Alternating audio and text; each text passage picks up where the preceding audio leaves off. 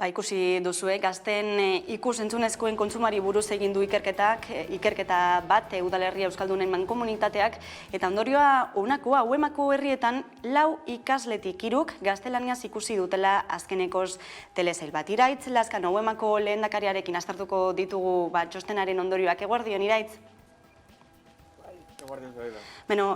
Euskara erdararen oso azpitik dagoela baieztatu duzue, nolabaiteko aspalditik zetorren kezka hori berretzita, ez? Nik uste orokorrean susmo bat zegoela, kezka hori bat zegoela, eta ikerketaren bitartez kontraste egin dugu, eta benetan frogatu dugu, bai LH lautik batxilergoko bigarren maila arteko ikasleek, orokorrean erdera darabiltera pantailetan, ez? Hoien klausutan sartu gabe momentuz, gero sakonduko behar bada gehiago hortan, baina, titularra hori izango litzak, ez? Euskaldunak diren eta orokorrean euskaraz mintzatzen diren gazte horiek, beste mundu paralelo hortan, ikus-entzunezkoetan eta pantailen munduan, erdara darabiltela, ez soilik gaztelania, baizik eta beste hizkuntza batzuk bera.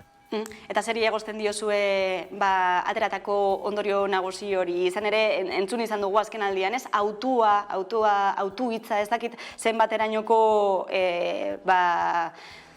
zenbateraino erabili daiteken edo autuaz hitz egin daitekeen, ez? Kontuan izan da plataformetan euskarak duen presentzia, ez dakit nola ikusten duzuen gaia. Nik uste dut guk egindako ikerketa honetatik eta ateratako ondorioetatik autu hitza erabili duen pertsonak ez dakit gaiztakeria egin duen, baina ez nik ez dut uste hori gure ikerketa honen ondorio nagusia gazten autua erdera ganik, ez? Izango litzake, eta justu izango litzake esatea, gazten autua gaztelania dela, eskaintza bera baldin balego bi hizkuntzetan, baina ikusten dugu nabarmen hori ez dela horrela, ez?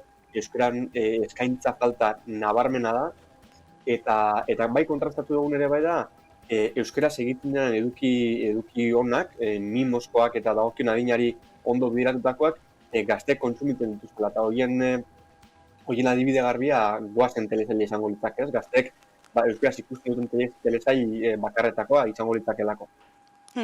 Beraz, plantatzen den galdera nagusia edo horrenko nagusia orain zein izango litzateke?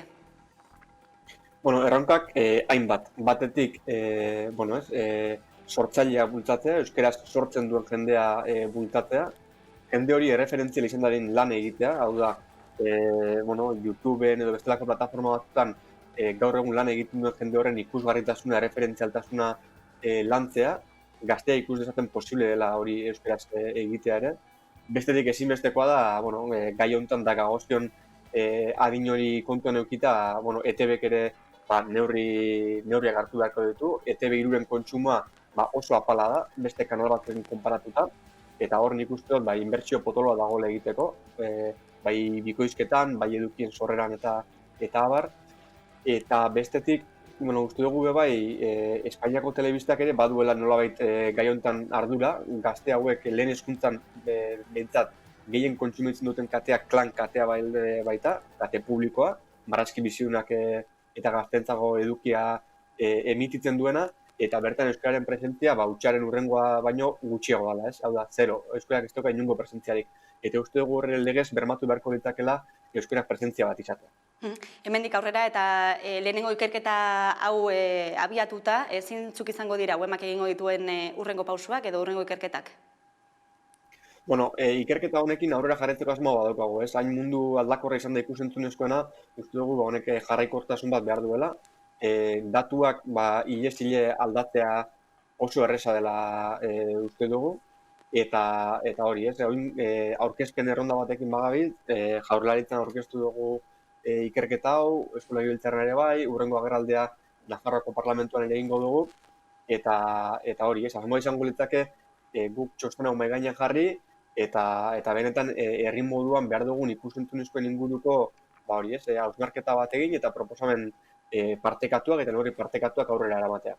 Guk Uema bezala, kezka berezia izan da ere, hainbat proiektu pilotukin oin martxan bagabiz, zinema euskaraz esaterako hor bost herritan proiektu pilotu bat egiten ari gara, astero, hirian 4 aldiz behintzat, ikus-entzunezko bat euskaraz emititzeko. Jarraituko dugu orduan ea zer ematen duen txosten honek. Iraitz Lazkano, Uemako lehendakaria, eskerrik asko gurean izategatik. Eskerrik asko zuei.